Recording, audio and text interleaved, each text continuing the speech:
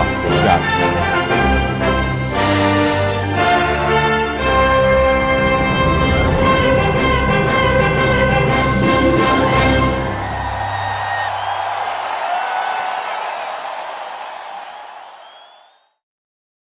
Hello and welcome to another episode on the Go Rhody Podcast. Perry Webster, the head coach of Fullerton College, joins the program today. And the reason why I have Perry in because he was the head coach of Joe Grahovac, and this young man, Joe, was living in his truck, and shortly he will be playing in the Atlantic 10 for St. Bonaventure. So, and there's so many parts of the story that you have to hear. Perry, thanks for stopping by today. How are you? I'm good. Thanks for having me. Always happy to talk about Big Joe. Yeah.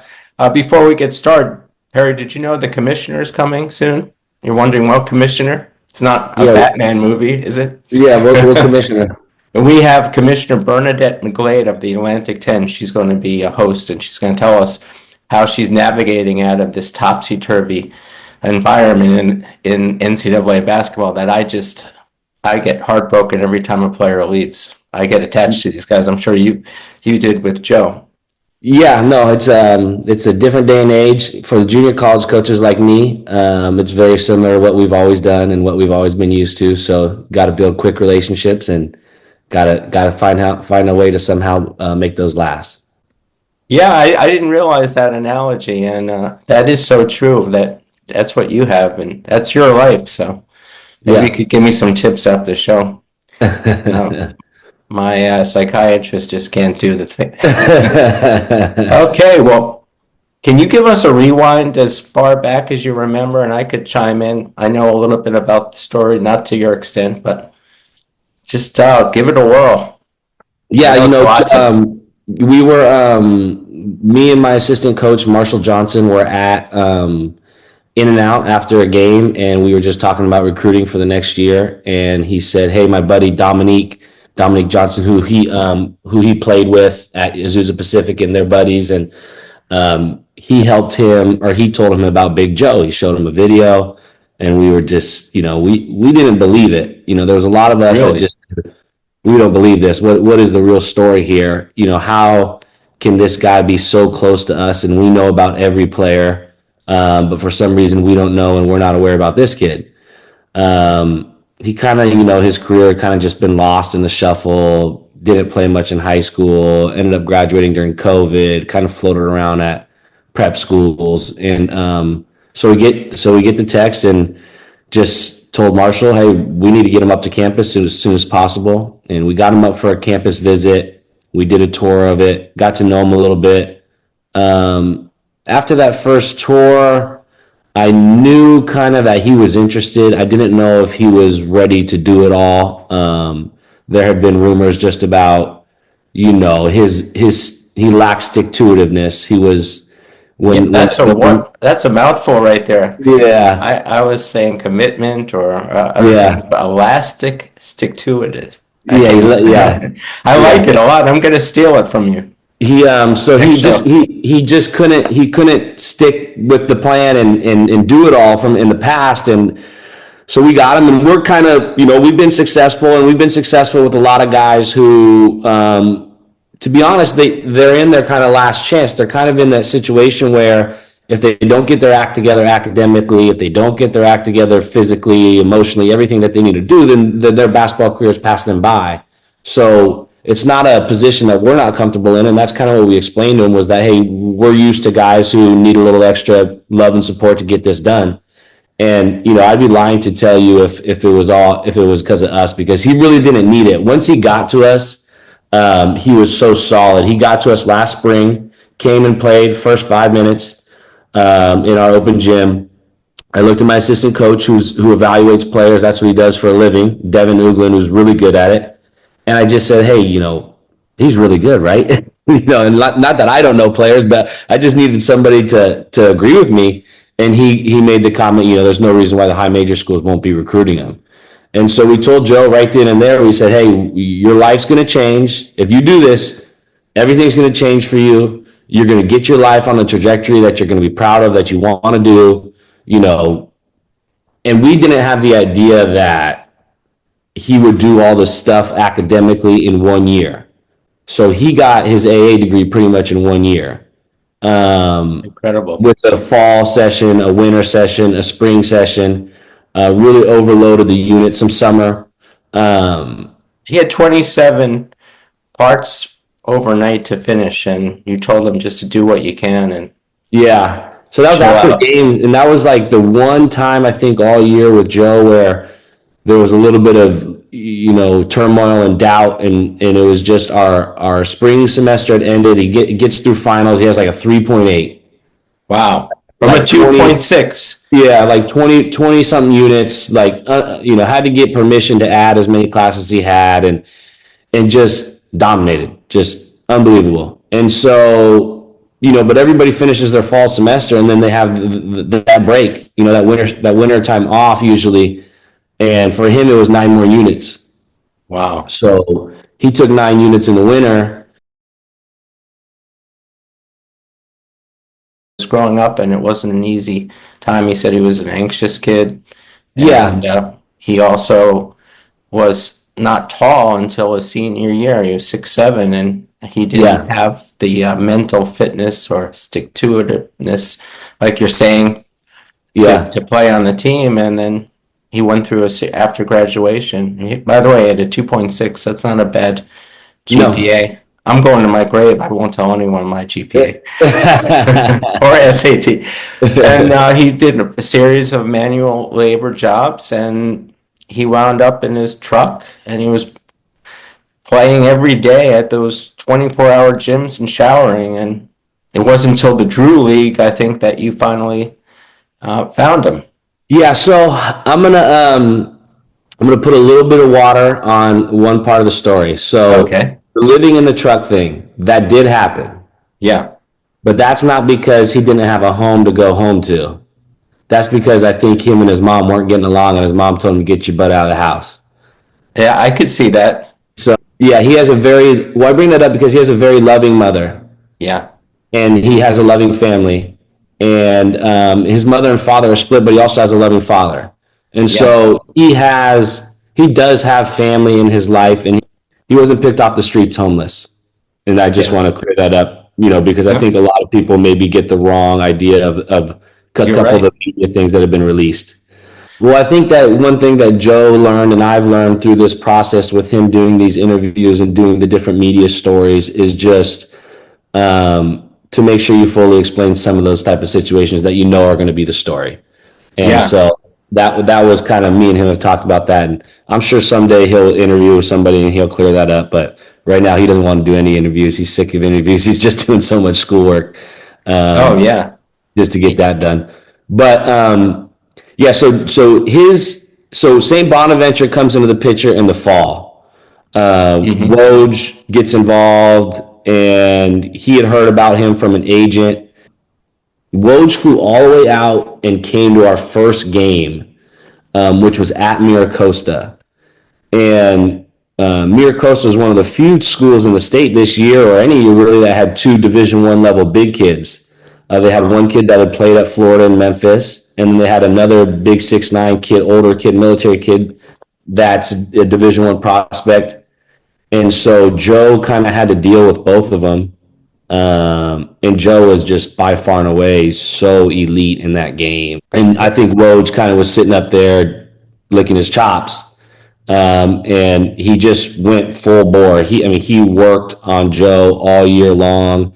Coach Schmidt worked on it all year long. Woj kind of thought, okay, I'm identifying this situation where I think we can get this kid, and I think his talent levels, you know, he'll get recruited at a higher level than the Atlantic 10. I got to do everything in my power to get him. And he did, and he worked really hard. And so I kind of communicated to Woj, you know, I don't make the decisions for my guys. I allow my guys to make the decisions, but I just kind of advise them about some things they need to do. Like, Joe, you're this big recruit. There's a couple things you need to do. First thing is, if you're going to commit to St. Bonaventure, you need to get out there and see it, because you're in Orange County and that's only in New York, and these are 2 different places. And I told Woj, I said, you know, and he needs a visit in the winter. he needs to visit when it's snowing so that he sees it. He never seen snow. He never been on a plane. He never been on a plane. Yes, I heard that too. But yeah, Joe had the visit. He enjoyed it. Came back. Wanted, I told him sleep on it for a week and then make the decision. He committed and made the decision, and here we are. There was a certain tournament or that you were involved in. Yeah, the Juco Jamboree. So in the fall, we play a showcase against most of the other California junior colleges at Cerritos College, and we kind of told Joe, hey, when you play in this thing, this is when it's all going to blow up because everybody's going to see you and they're going to see you with us. We have a history of having good players, so people are going to be coming to watch us anyways, and they're going to see you, who's different than anybody we've had.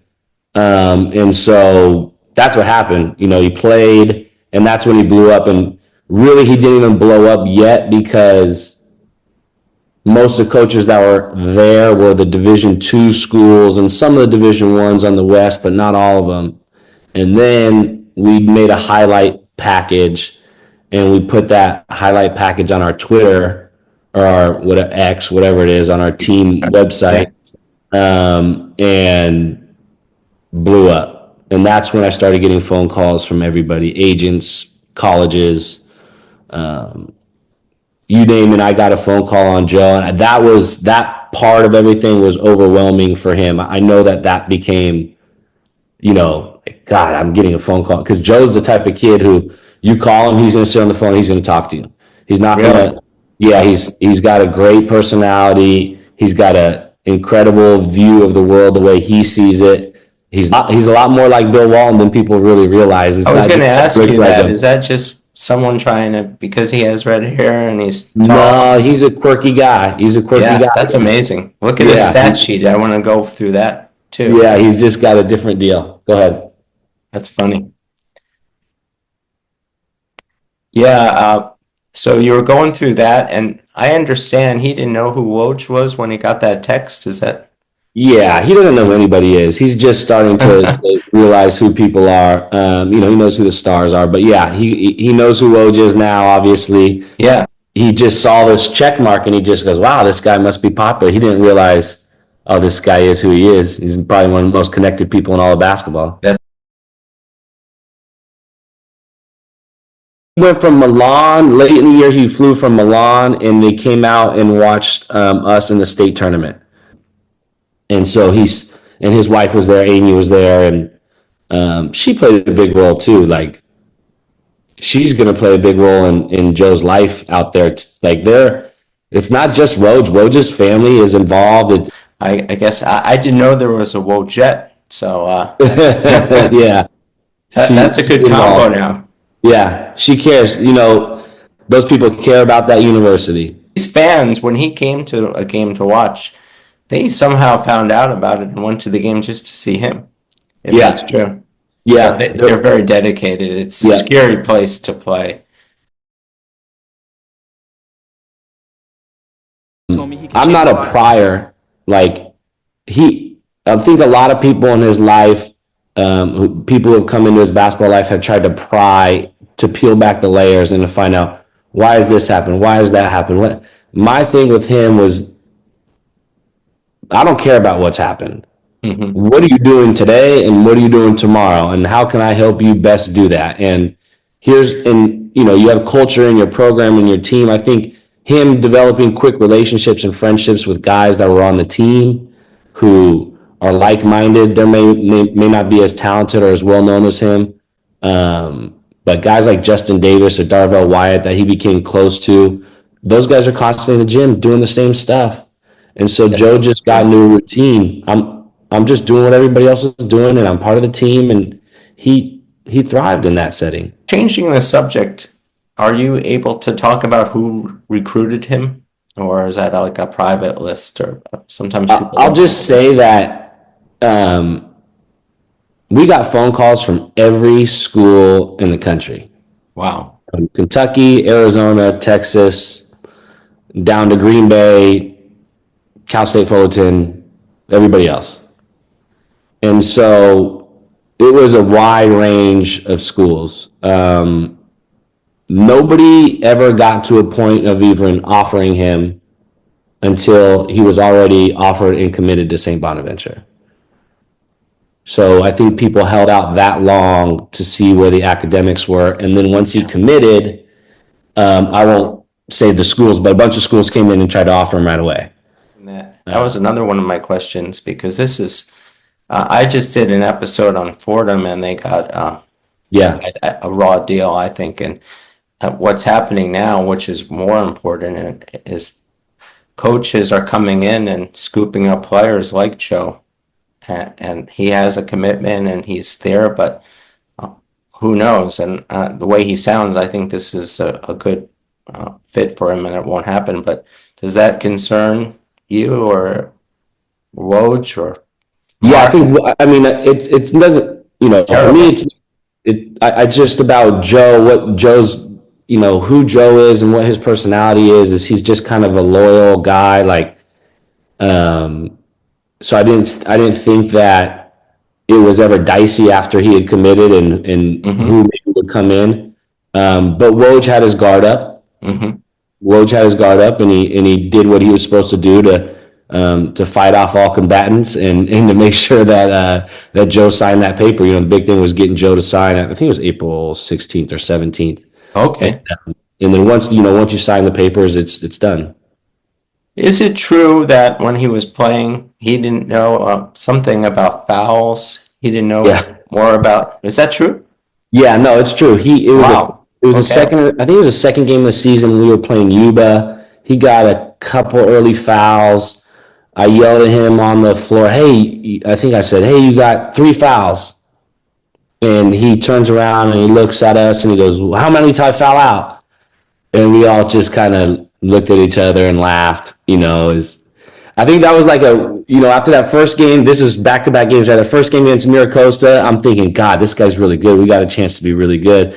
And then I remember in that second game after that, we struggled. We won the game, but I remember thinking, God, our best guy doesn't even know how many fouls you need to foul out of the game. So it was like the tale of two worlds with him, where he's so talented, but he's so new to the game and so new to structure.